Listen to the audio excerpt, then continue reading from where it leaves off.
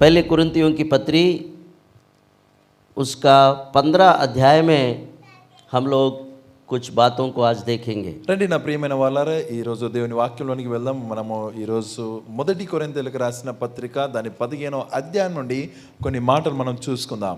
क्योंकि इस अध्याय में प्रेरित पौलुस ने कलीसिया को ये सिखाने की कोशिश किया कि पाप कैसे आया और पाप किसके द्वारा आया और फिर उसका जो निवारण भी किस तरह हुआ, इसके बारे में अच्छे से उन्होंने कुछ बातों में समझाया है. అపోస్తలుడైనటువంటి పౌలు గారు ఈ అధ్యాయంలో సంఘానికి తెలియచెప్తున్నాడు ఏంటంటే పాపము ఎలా వచ్చింది, ఎవరి ద్వారా వచ్చింది, దాన్ని నివారించారు అనేటువంటి విషయాన్ని చాలా క్లుప్తంగా చక్కగా వివరించి చెప్పాడు. पहले कुरिन्थियों की पत्री మొదటి కొరింథీయులకు రాసిన పత్రిక उसका 15 अध्याय 15వ అధ్యాయం और उसका 20, 21, 22 को हम लोग पढ़ेंगे. 20, 21, 22 మనం చదువుదాం.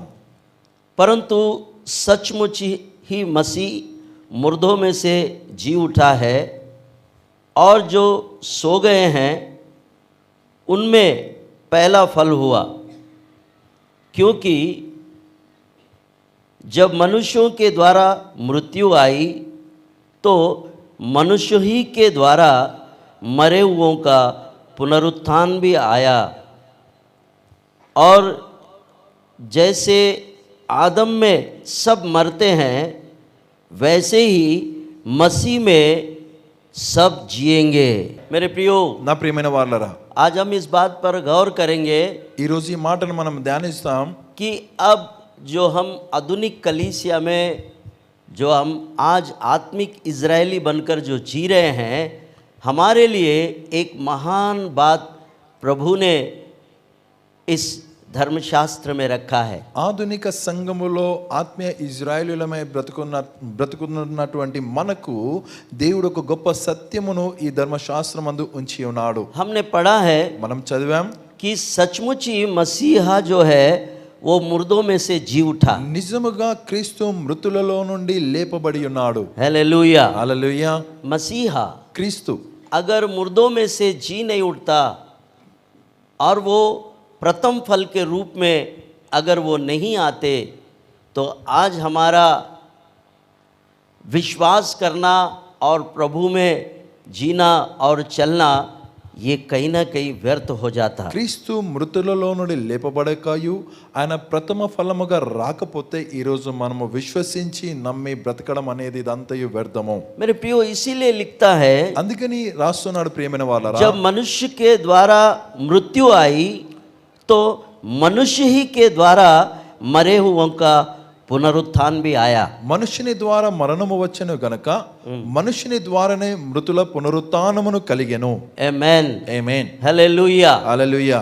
और साथ ही साथ हमें ये स्मरण रखना है कि मनुष्य के द्वारा मृत्यु आई और फिर मनुष्य ही के द्वारा పునరుత్థాన్ भी आया.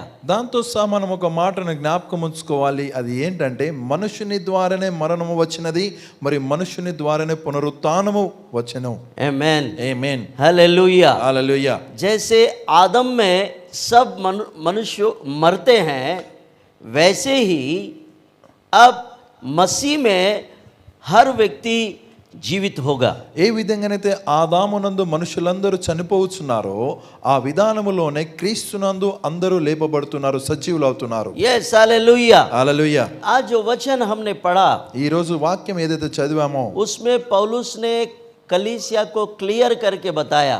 అందులో పౌలు సంఘానికి స్పష్టంగా చెప్పాడు, जैसे आदम में सब मर रहे हैं ఆదామునందు అందరూ ఎలాగో చనిపోతున్నారో तो वैसे ही అలాగుననే मसीहा में सब जिलाए जाएंगे. క్రీస్తునందు అందరూ బ్రతికింపబడుదురు. हालेलुया. హల్లెలూయా. अब मेरे प्रियो, ఇప్పుడు నా ప్రియమైన వాళ్ళారా, नए नियम की कलीसिया నూతన నిబంధన సంఘము आज आत्मिक इजरायली कहलाने वाले हम सब लोग ఈ రోజు ఆత్మీయ ఇజ్రాయేలీలము అనబడుతున్న మనమందరము आज इसी विश्वास से हम लोग जी रहे हैं ఈ విశ్వాసము వలనే మనం బ్రతుకుతున్నాం. और इसी विश्वास के लिए हम अपना सर्वस्व को त्याग कर हम मसीह के पीछे चल रहे हैं। ఈ విశ్వాసము కొరకే మనకున్న సమస్తమును త్యాగించుకొని క్రీస్తును వెంబడించుతున్నాము. आप इस बात पर रुके रहे, ఈ మాట మీద ఆగి ఉండండి, మీరు ठहरे रहे। నిలిచి ఉండండి.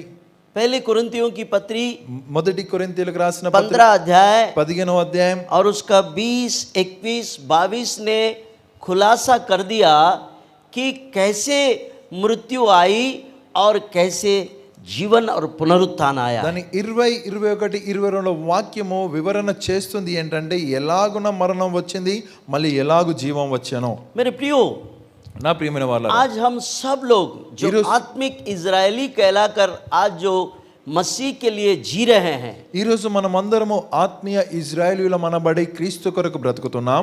और कलीसिया में हम इसी विश्वास के साथ में जी रहे हैं कि मैं पुनरुत्थान का वो प्रथम फल ठहरूंगा और मैं मसीह में फिर से जिलाया जाऊंगा। నేను పునరుత్థానపు ప్రథమ ఫలమునవుతాను, మరి క్రీస్తునందు మరలా బ్రతుకుతాను అనేటువంటి విశ్వాసంతో ఈరోజు మనం బ్రతుకుతున్నాం. यही विश्वास के लिए आज हमने अपना सर्वस्व दांव पर लगाकर हम मसीह के पीछे चल रहे और मसीह का अनुकरण कर रहे हैं। ఈ విశ్వాసము కొరకే మనకున్న సమస్తమును దారపోసి మనము క్రీస్తును వెంబడించి క్రీస్తునందు విశ్వసిస్తున్నాం.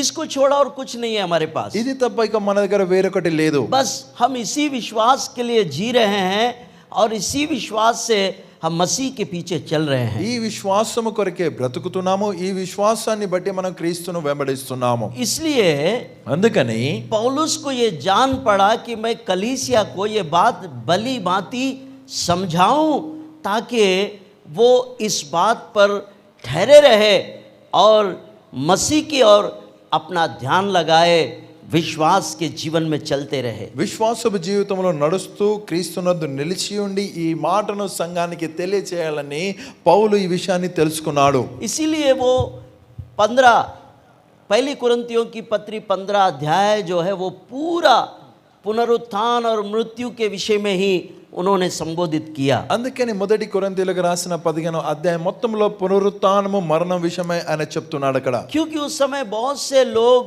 उनको विरोध किए कि पुनरुत्थान है ही नहीं। ఆ సమయంలో చాలా మంది వ్యతిరేకించారు, పునరుత్థానము లేనే లేదు, पुनरुत्थान है ही नहीं, పునరుత్థానము లేనే లేదు, ऐसा कैसा होगा? ఇలా ఎలా అవుతుంది? मनुष्य एक बार मरता है तो मर गया, खत्म हो गया। మనుషుడు ఒకసారి చనిపోయాడంటే చనిపోయాడు, అయిపోయింది.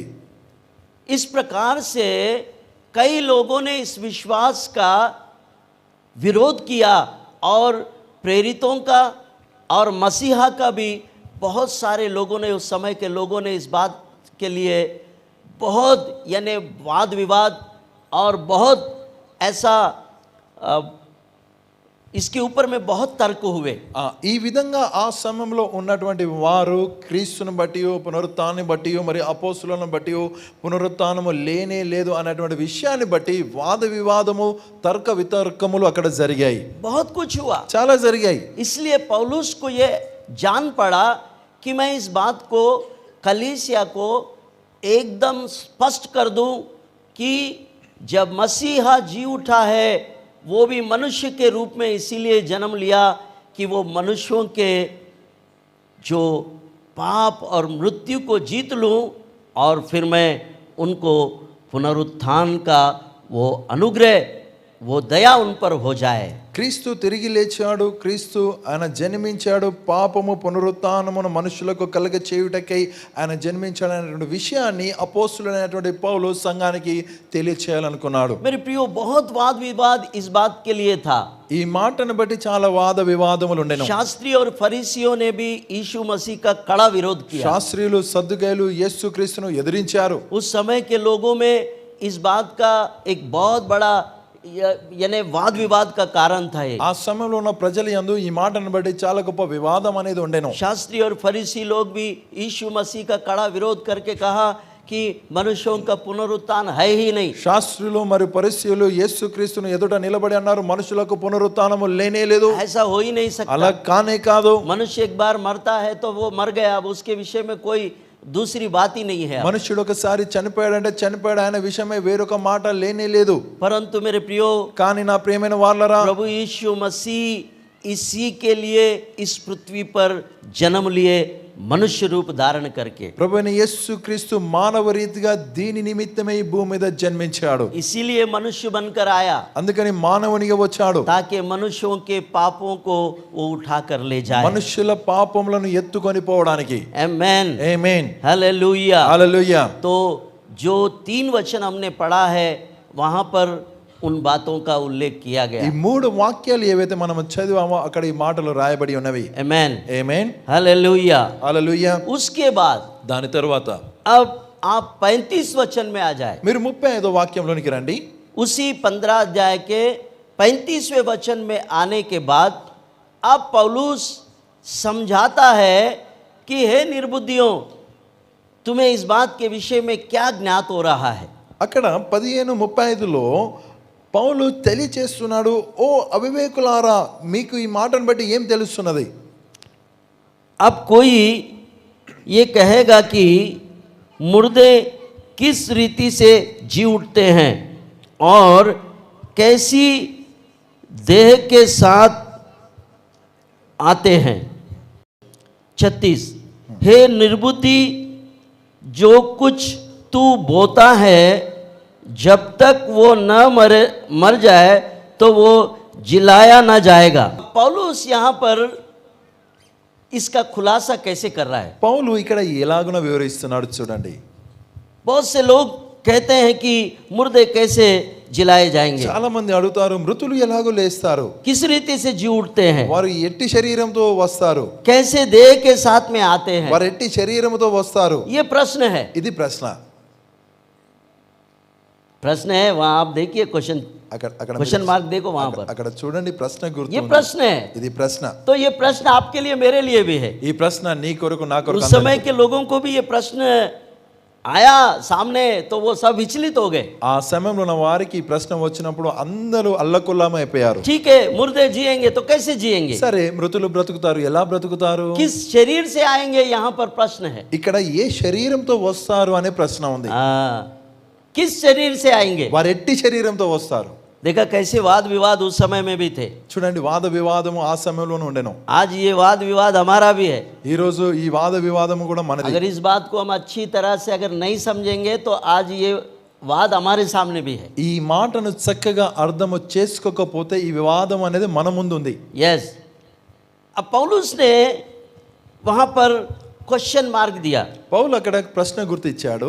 ठीक है, कैसे देह के साथ में आएंगे, अब ये भी प्रश्न है, बराबर है। ఎలాంటి శరీరంతో వస్తారు? ఇది ప్రశ్నే, అది కరెక్టే. मर तो गया, చనిపోయాడు, लेकिन मरा हुआ कैसे जिएगा, చనిపోయిన వాడు ఎలా బ్రతుకుతాడు, कैसे आएगा, ఎలా వస్తాడు, कौन सा शरीर लेके ఏ आएगा। శరీరాన్ని ధరించి వస్తాడు? वाकई में ये क्वेश्चन बिल्कुल सही है, ఇది నమ్మదగిన ప్రశ్న है ना।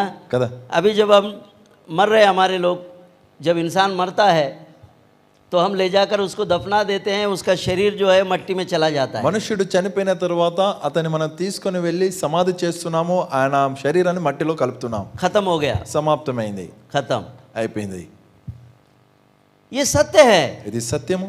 कि वो किस शरीर से फिर से जिएगा। మరి ఎట్టి శరీరముతో వస్తారు? उसको तो हमने मट्टी में डाल दिया, అతనైతే మట్టిలో వేసి उसको हमने दफना दिया है, పాతి పెట్టాము, खत्म हो गया उसका किस्सा।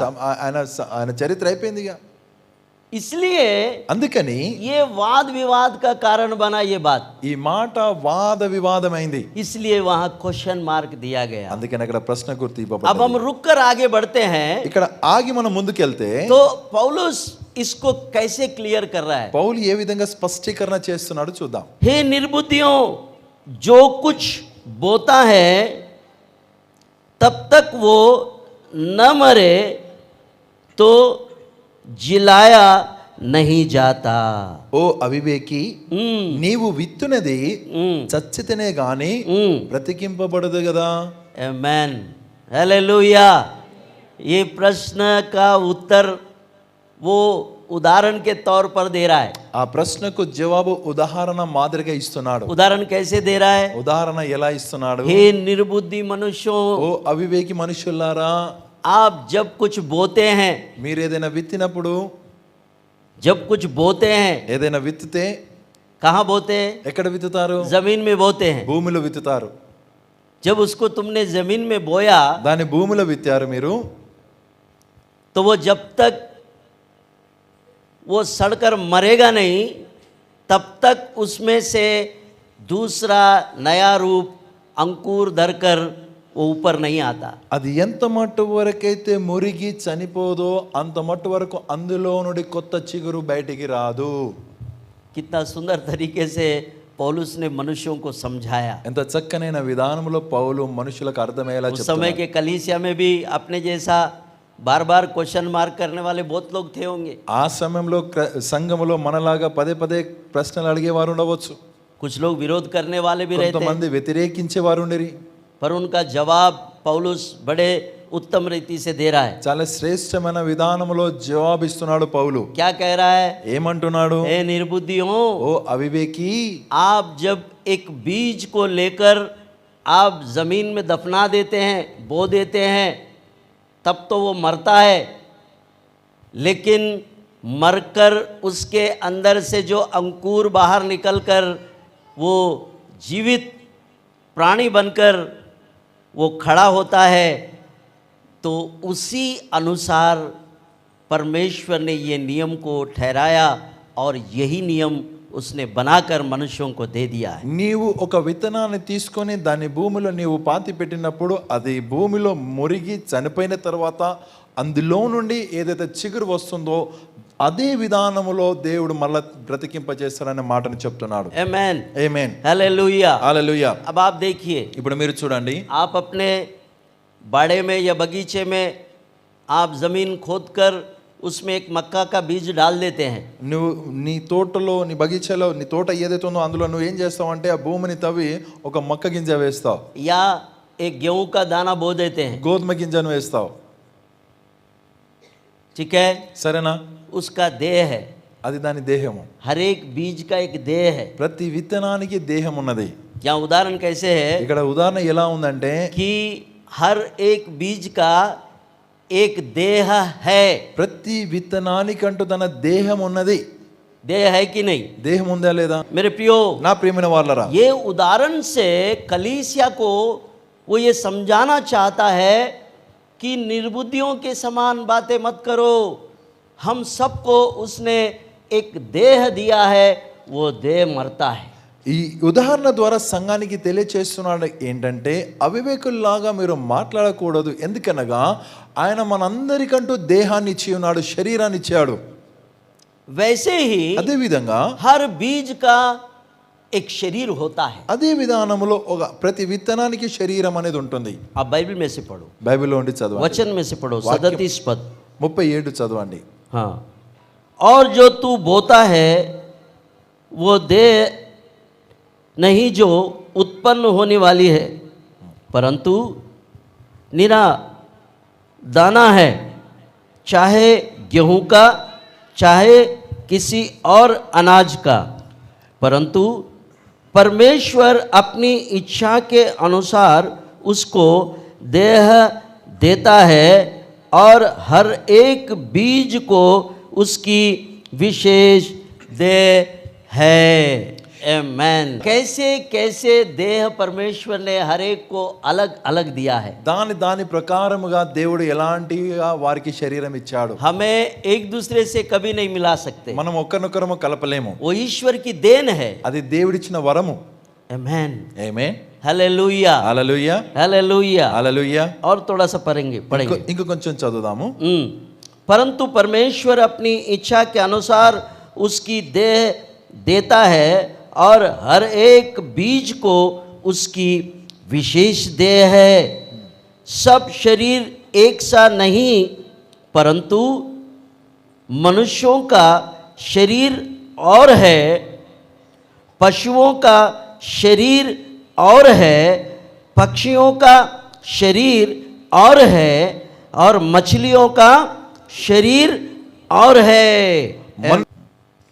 स्वर्गीय देह है और पार्थिव देह भी है, परंतु स्वर्गीय देह का तेज और है और पार्थिव देह का और। देखिए कितने पशु पक्षी प्राणियों का उदाहरण देकर अंत में पौलुस यहाँ पर आ गया कि एक पार्थिव देह भी है और एक स्वर्गीय देह भी है। ఇక్కడ పశు పక్షుల ఉదాహరణ ఇచ్చిన తర్వాత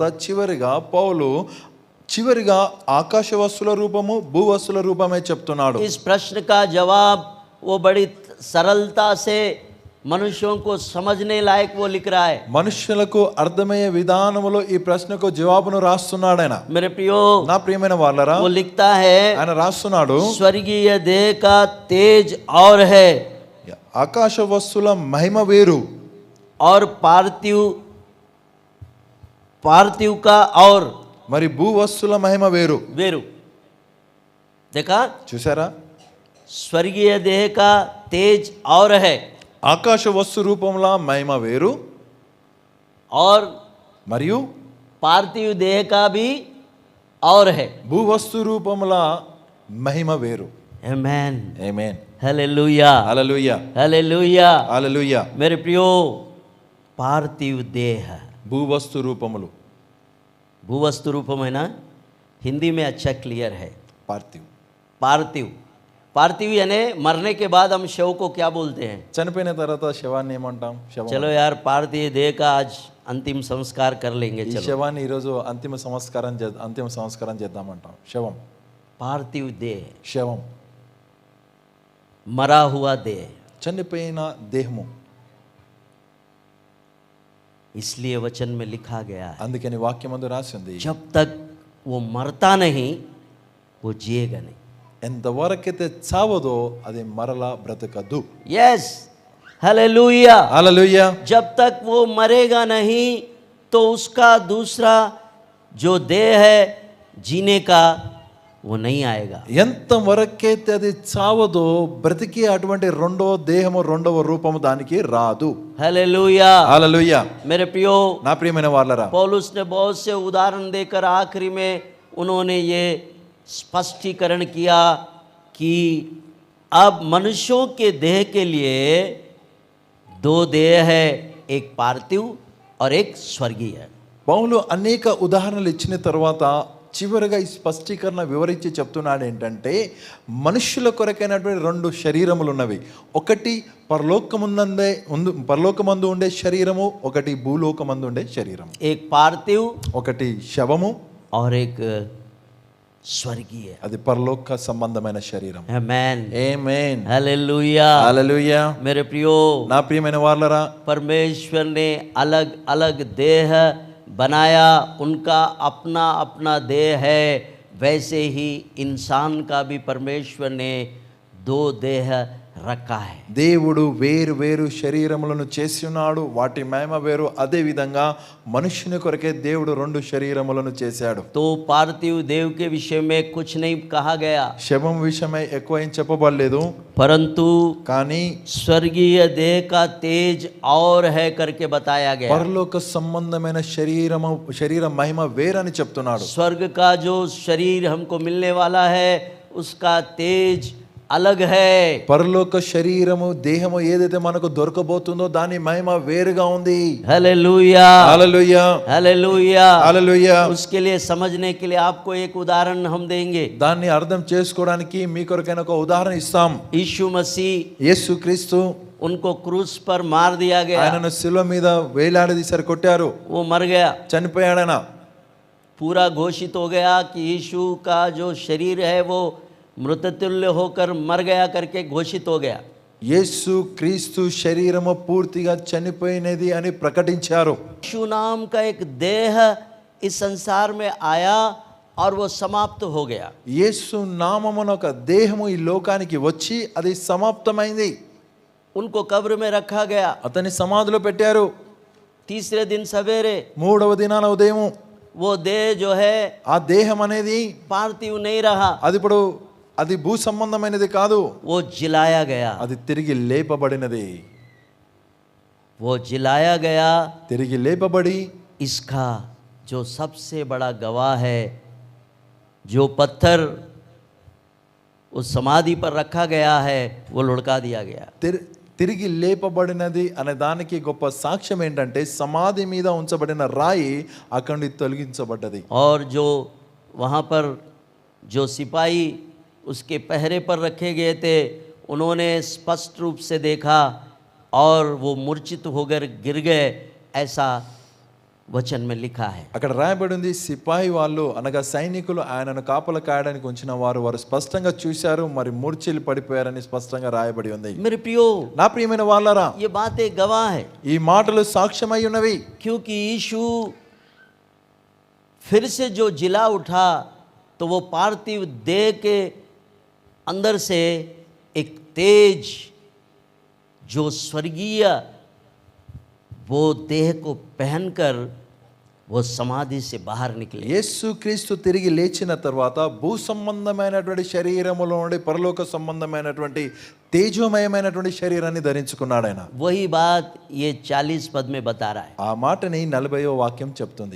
तो पौलुस ये बताना चाहता है कि वो महिमा, वो तेज, ऐसी महिमा की देह पूरे मनुष्य जाति में आपके देह के द्वारा वो प्रकट होगा। మనుష్య జాతి అంతటికి ఇలాంటి మహిమ తేజస్సుకరమైనటువంటి దేహము అది ఇవ్వబడును.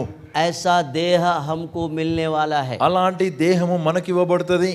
मसीही कलीसिया को ये जानना बहुत ज़रूरी है। క్రైస్తవ సంఘం ఈ విషయాన్ని తెలుసుకోవడం చాలా అవసరం. मेरा पार्थिव देह जो है ये जब गिराया जाएगा तो मैं एक महिमावान, एक ऐसा तेजस्वी, ऐसी देह मुझे मिलने वाला है।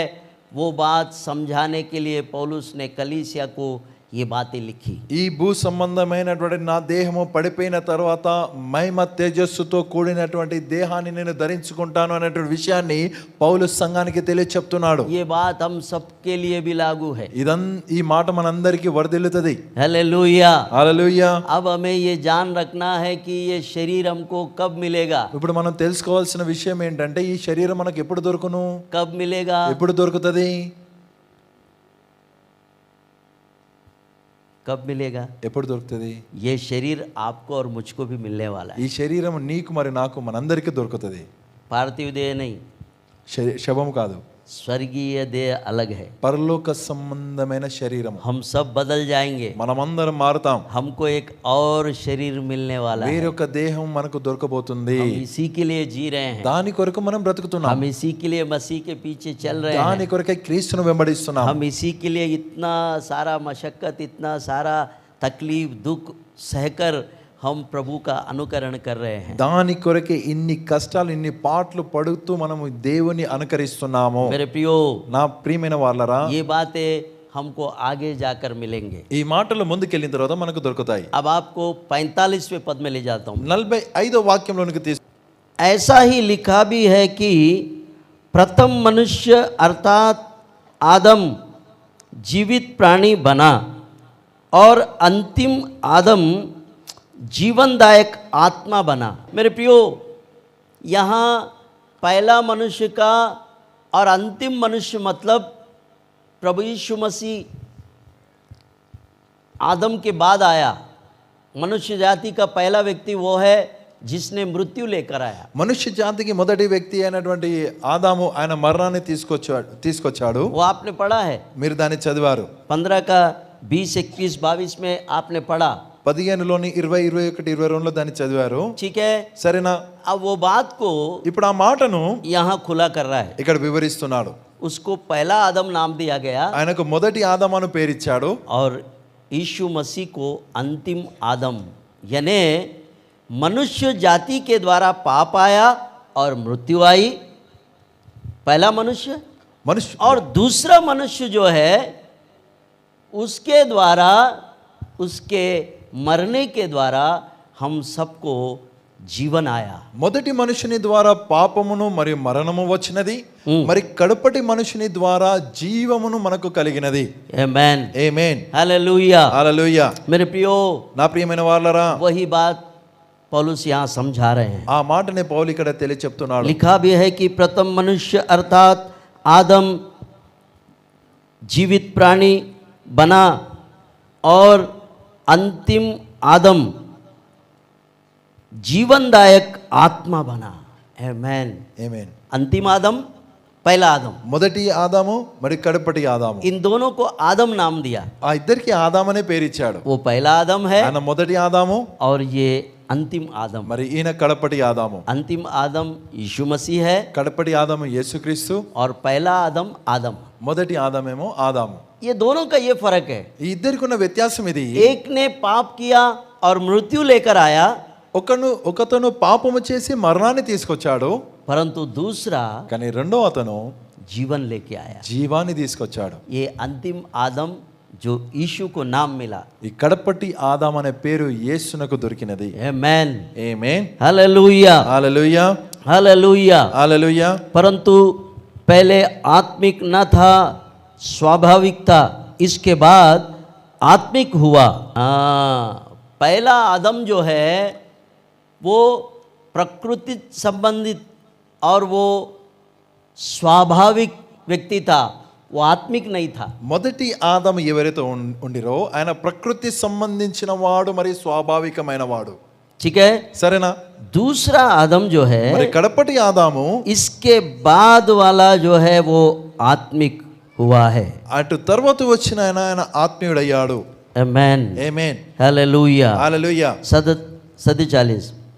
प्रथम मनुष्य धरती से मिट्टी का था, दूसरा मनुष्य स्वर्गीय है. अब ये दोनों मनुष्यों में देखिए फर्क कैसे हो रहा है. ఈ ఇద్దరి మనుషులలో చూడండి వ్యత్యాసం ఎలా ఉంది. पहला मनुष्य कहाँ से उत्पन्न हुआ, మొదటి మనుషుడు ఎక్కడి నుండి పుట్టాడు? कहाँ से निकाला परमेश्वर ने उसको? దేవుడు అతన్ని ఎక్కడి నుండి తీశాడు? मट्टी से निकाला. మట్టి నుండి తీశాడు. वो मट्टी का है, ఆయన మట్టివాడు, इसलिए सब मट्टी में जा रहे. అందుకని మట్టిలో కలిసిపోతున్నారు. वो मट्टी से निकला है, ఆయన మట్టి నుండి వచ్చాడు, इसलिए हम सब लोग मट्टी में जा रहे. అందుకని మనం అందరం మట్టిలోని వెళ్తున్నాం. परंतु दूसरा आदम जो है కానీ రెండవ కడపటి ఆదాము वो कहाँ से आया, ఆయన ఎక్కడి నుండి వచ్చాడు? कहाँ से आया, ఎక్కడి నుండి? क्या लिखा है वचन में? వాక్యం మంది ఏం రాసింది? दूसरा आदम ऊपर से आया, రెండవ स्वर्गीय. కడపటి ఆదాము పరలోకం నుండి దిగి వచ్చాడు. Yes, hallelujah. హల్లెలూయా. ये दो बातें अच्छे से याद रखना. ఈ రెండు మాటలు చక్కగా జ్ఞాపకం ఉంచుకోనండి. पहला मनुष्य आदम जो है वो मिट्टी का रचा हुआ, मिट्टी से आया, మొదటి మనుషుడైన ఆదాము మట్టి నుండి తీయబడి మట్టి నుండి చేయబడ్డాడు, वो नीचे से आया. ఆయన కింద నుండి వచ్చాడు. पर अंतिम आदम కానీ కడపటి ఆదాము कहाँ से आया, ఎక్కడి నుండి వచ్చాడు? ऊपर से आया. పై నుండి దిగి వచ్చాడు. आमेन, ఆమేన్, हालेलुया. హల్లెలూయా. ये फर्क है दोनों मनुष्यों में. ఈ ఇద్దరి మనుషులలో ఈ వ్యత్యాసం ఉంది. ये फर्क है दोनों में. ఈ ఇద్దరిలో ఈ వ్యత్యాసం ఉంది. एक नीचे से आया ఒకటి కింద నుండి వచ్చాడు, और दूसरा మరి రెండవ అతను ऊपर से आया. పై నుండి వచ్చాడు. इसलिए वो पहला आदम है అందుకని ఆయన మొదటి ఆదాము, और ये दूसरा आदम है. మరి ఈయన కడపటి ఆదాము. आमेन, हालेलुया. मेरे प्रियो, खेल ये दोनों के बीच में ही है. ఆట ఈ ఇద్దరి మధ్యలోనే ఉంది. हालेलुया. హల్లెలూయా. इसलिए पौलुस ने बड़े स्पष्टीकरण से कलीसिया को ये बात समझाया कि मृतकों का पुनरुत्थान कैसे होगा. అందుకని పౌలు సంఘానికి చాలా చక్కగా తెలియజేస్తున్నాడు, మృతులైన వారు ఎలా పునరుత్థానాన్ని పొందుతారు. मेरे प्रियो, నా ప్రియమైన వాళ్ళరా, प्रथम मनुष्य धरती अर्थात मिट्टी का था, दूसरा मनुष्य स्वर्गीय है. जैसा वो मिट्टी का था वैसे ही और मिट्टी के है, और जैसा वो स्वर्गीय है वैसे ही और वो और भी స్వర్గీయ है. మట్టి నుండి పుట్టిన వాడెవడో మట్టి నుండి పుట్టిన వారును అట్టివారే, यस, పరలోక సంబంధి ఎట్టివాడో పరలోక సంబంధులు అట్టివారే. यस.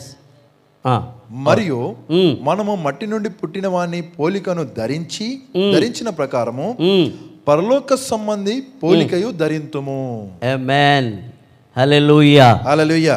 अब ये 49वें वचन में उन्होंने इसको क्लियर कर दिया. 49వ వాక్యంలో ఆయన స్పష్టీకరణ చేశాడు దాన్ని. वो ऐसा उदाहरण देकर कलीसिया को समझा रहा ఈ है. విధంగా ఉదాహరణలు ఇస్తూ సంఘానికి తెలియచెప్తున్నాడు. इतने बातें बताने के बाद लोगों के समझ में आई कि हाँ, हम कौन हैं और हम क्या होने जा रहे हैं. ఇన్ని మాటలు చెప్పిన తర్వాత ప్రజలకు అర్థమవుతుంది అది ఏంటంటే మేము ఎవరము, మేము ఏం కాబోతున్నాం. अब मृतकों का पुनरुत्थान कैसे होगा और वो देह कौन सा होगा, ये समझने के लिए बड़ा आसान हो गया। మృతుల పునరుత్థానము ఎలా ఉంటుంది, మరి ఆ దేహం అనేది ఎలా ఉంటుంది అనేది ఇది కొంచెం అర్థం చేసుకోవడానికి కష్టంగా ఉంటుంది. 49 में क्लियर कर दिया। 49లో స్పష్టీకరణ చేశాడు. क्या कहा?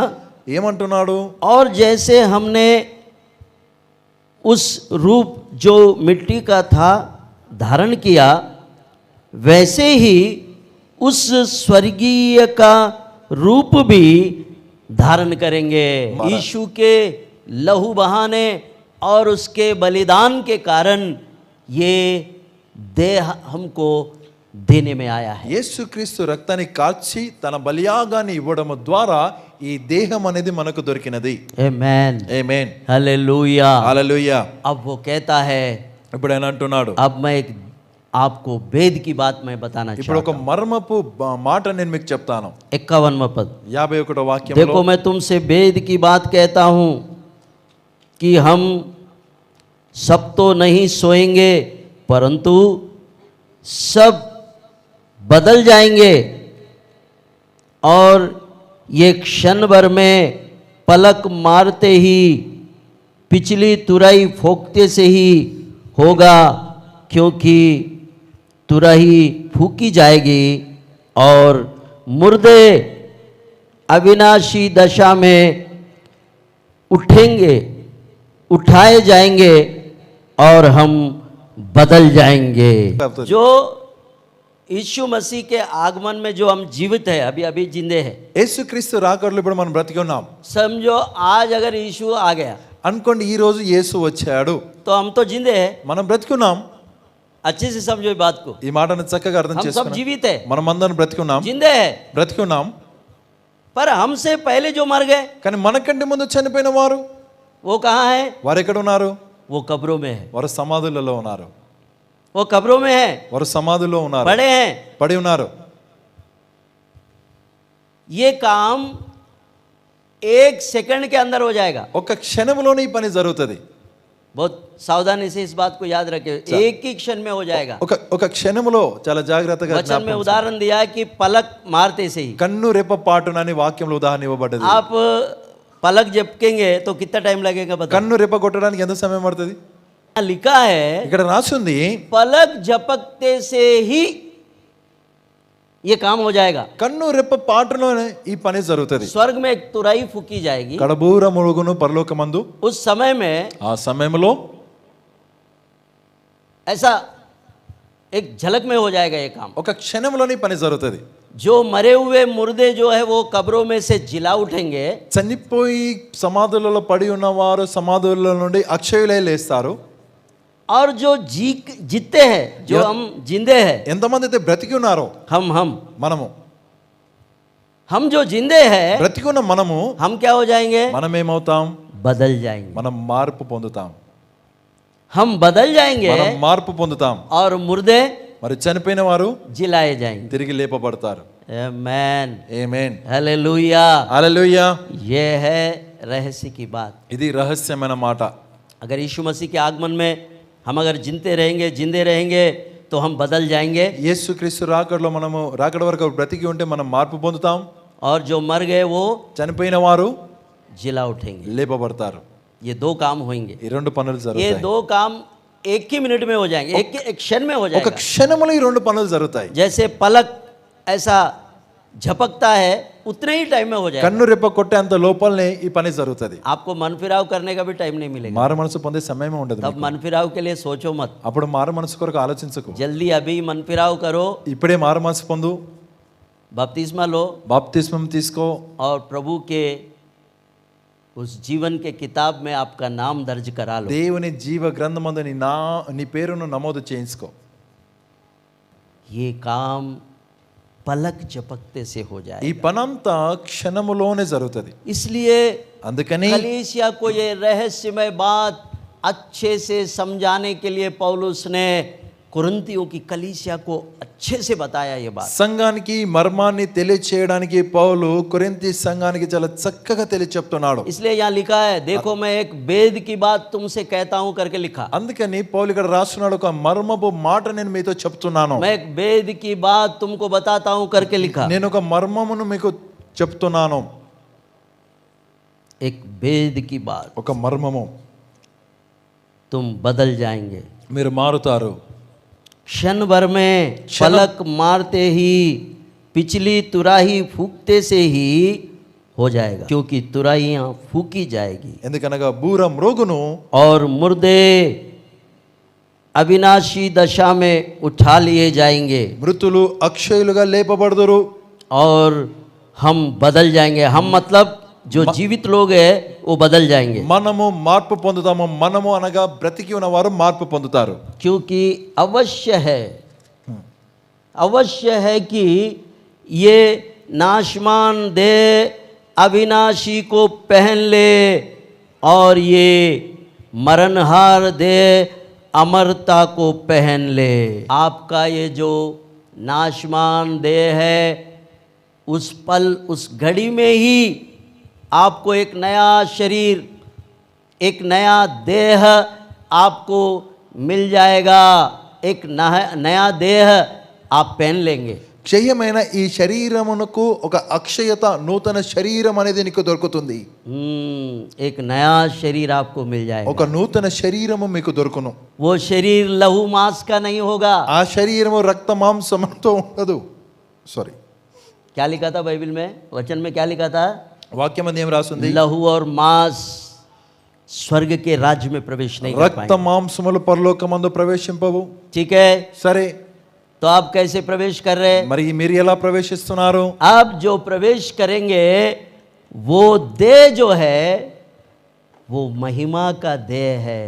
మీరు ఏ శరీరంతోనైతే ప్రవేశిస్తున్నారో అది మహిమ శరీరం అయి ఉంది. अब आप प्रवेश कर सकते हैं. ఇప్పుడు మీరు ప్రవేశించవచ్చు. अब आपको क्या मिल गया? ఇప్పుడు మీకు ఏం దొరికింది? महिमा का देह मिल गया. మహిమ శరీరము దొరికినది. हालेलुया. హల్లెలూయా. आपका वो मरणहार देह जो है, जो आदम से आया, वो यहीं गिर जाएगा. మర్త్యమైన శరీరము ఆదాము ద్వారా వచ్చినది, అది ఇక్కడే పడిపోతుంది. और आप अमरता को पहन लेंगे. అమర్త్యతను మీరు ధరించుకుంటారు. क्या पहन लेंगे आप? ఏం ధరించుకుంటారు? अमरता को पहन लेंगे. అమర్త్యతను. यस, जैसे हम कपड़े पहने ना, మనము బట్టలు దొరుకున్నాం కదా, वैसा एक नया देह आपको मिल जाएगा. అలాగన ఒక నూతన శరీరం మీకు దొరుకుతుంది. आप उसको पहन लेंगे దాన్ని మీరు ధరించుకుంటారు. और ये नाशमान देह इधर गिर जाएगा. నాశనకరమైన దేహం ఇక్కడే పడిపోతుంది. आप जैसे ही वो देह आपको मिलेगा, आप हवा में, बादलों में आप उड़ेंगे. ఆ శరీరం మీకు దొరికిన వెంటనే మీరు గాలిలో, మేఘాల్లో ఈ విధంగా ఎగురుతూ ఉంటారు. बदल जाएंगे आप. మారుతారు మీరు. वो है महिमा शरीर. అది ఏ మహిమ శరీరము. जो यीशु मसीह जब कब्र में से जी उठे तब उनको वो शरीर मिला. యేసు క్రీస్తు సమాధిలో నుండి తిరిగి లేచిన తర్వాత దొరికిన శరీరం ఇది. आमेन. ఆమేన్. हालेलुया. హల్లెలూయా. मेरे प्रियो, वो शरीर నా ప్రియమైన వాళ్ళ जो यीशु को मिला ఏదైతే యేసునకు దొరికిందో तो हमको भी मिलेगा. అది మనకు దొరుకుతుంది. इसलिए यीशु मसीह ने कहा, అందుకని యేసు క్రీస్తు అన్నాడు, मैं जी उठा हूँ నేను తిరిగి లేచాను तो కాబట్టి मैं तुम्हें भी जिलाऊंगा. మిమ్మల్ని జీవింప हाँ, చేస్తాను. यदि मैं जी नहीं उठता ఒకవేళ నేను తిరిగి లేవకపోతే तो मैं तुम्हारी गारंटी नहीं लेता. మీ హామీ నేను ఇవ్వలేను. मैं तुम्हारी गारंटी इसलिए दे रहा हूँ, హామీ ఎందుకు ఇస్తున్నా? मैं मृतकों में से जिलाया गया, जी उठा हूँ, तो मैं तुमको भी जिलाऊंगा. మృతులలో నుండి నేను తిరిగి లేపబడ్డాను కాబట్టి మిమ్మల్ని లేపుతాను. आज मसीह समाज इसी विश्वास से जी रहे हैं और इसी विश्वास में चल भी रहे हैं. ఈ రోజు క్రైస్తవ సమాజము ఈ విశ్వాసాన్ని బట్టి బ్రతుకుతూ నడుస్తున్నది. हमने अपना नाशमान देह छोड़ दिया. మన క్షయమైన నాశనకరమైన దేహాన్ని వదిలేసాము. हमने वो महिमा का देह पहन लिया है మనం ఆ మహిమ శరీరాన్ని ధరించుకున్నాం. और वो देह स्वर्गीय देह है. ఆ శరీరము పరలోక సంబంధమైనది. यीशु मसीह वही शरीर के साथ में वो महिमा में चले. యేసుక్రీస్తు ఆ శరీరంతో నా మహిమలోనికి వెళ్ళాడు. हालेलुया. హల్లెలూయా.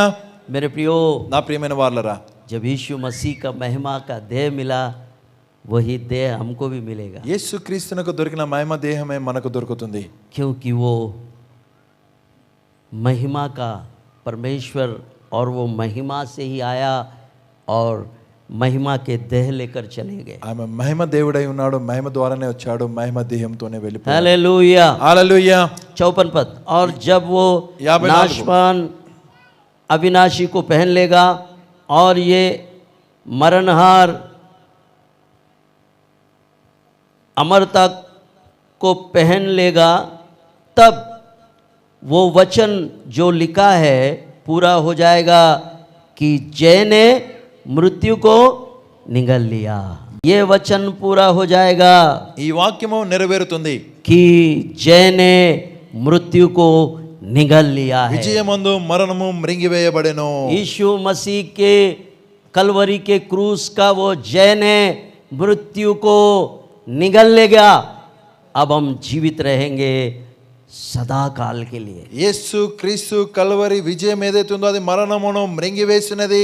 ఇక మనము బ్రతికి ఉంటాము. यीशु मसीह యేసు క్రీస్తు वही युद्ध करने इस संसार में आया है, मानव जाति मनुष्य का रूप धारण करके। మనుష్య రూపాన్ని ధరించుకొని ఈ పోరాటాన్ని పోరాడడానికి వచ్చాడు. यही थी उनकी लड़ाई, ఇదే ఆయన పోరాటము, यही था उनका युद्ध। ఇదే ఆయన యుద్ధము. वो जय है, ఆయన జయమై ఉన్నాడు, वो जय है। ఆయన విజయమై ఉన్నాడు. जय ने విజయము मृत्यु को निगल लिया, మరణమును మ్రింగివేసినది, मृत्यु को खत्म कर दिया। మరణమును సమాప్తము చేసినది. जो आदम के द्वारा आया था, ఆదాము ద్వారా ఏదైతే వచ్చెనో आदम के द्वारा आया हुआ उस मृत्यु को जय ने निगल लिया और मृत्यु को समाप्त कर डाला। ఆదాము ద్వారా వచ్చినటువంటి ఆ మరణమును విజయము మ్రింగివేసి ఆ మరణమును సమాప్తము చేసినది. इसलिए అందుకని हम यीशु मसीह में अब अनंत काल तक जीने का वो महान अनुग्रह, वो महान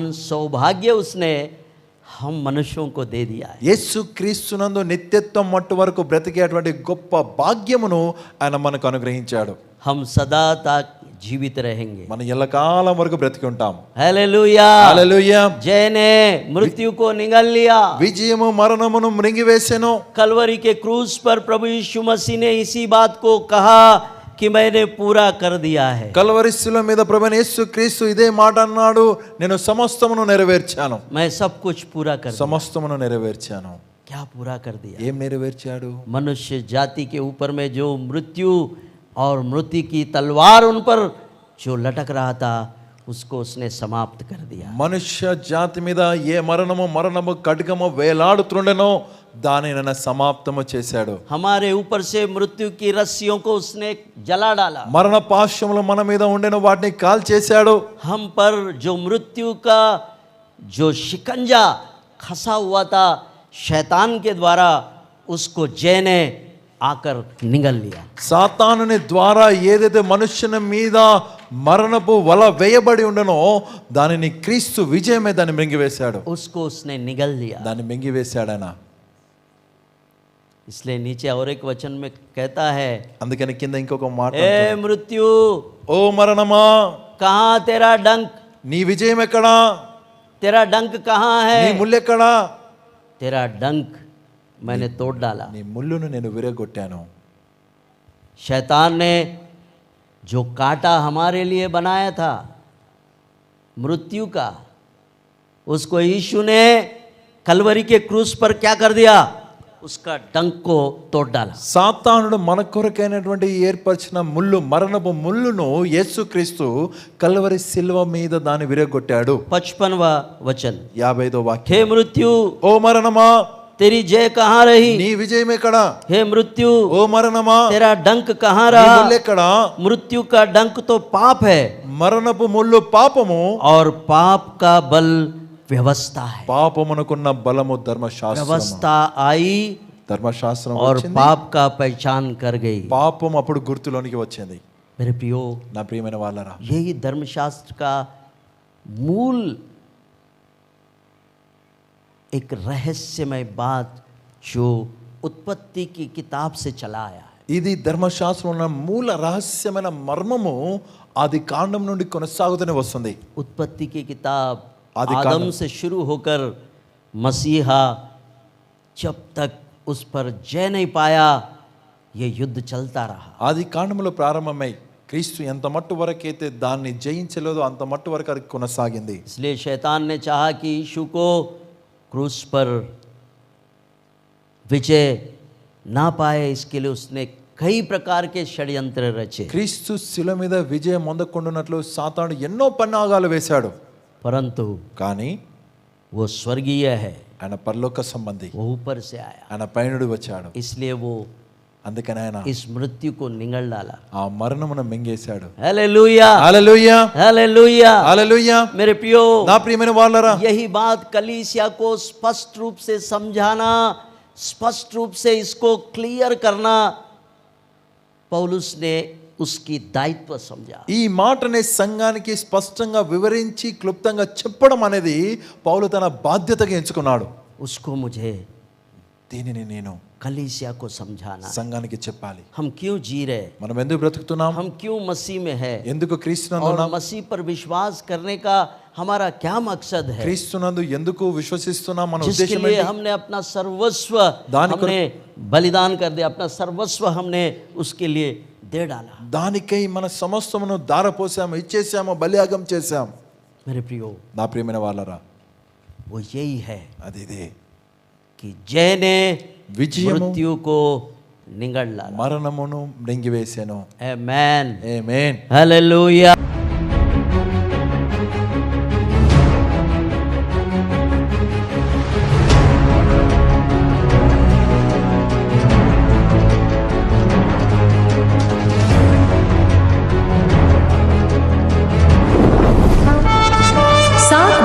उपवास की प्रार्थना।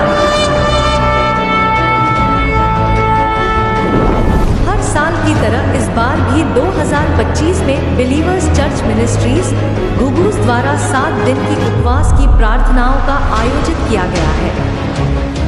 प्रार्थना सभाएं 27 जनवरी से 2 फरवरी तक रहेगी।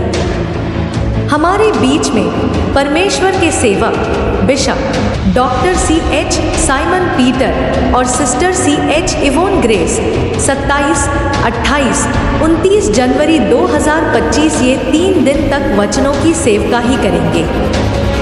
बाकी के 4 दिन हमारे सेवकों के द्वारा सभाएं ली जाएगी। समय सुबह के 10:30 बजे से शाम के 4 बजे तक रहेगी। स्थान बिलीवर्स चर्च मिनिस्ट्रीज घुघूस और अंतिम दिन प्रभु भोजन की विधि रहेगी।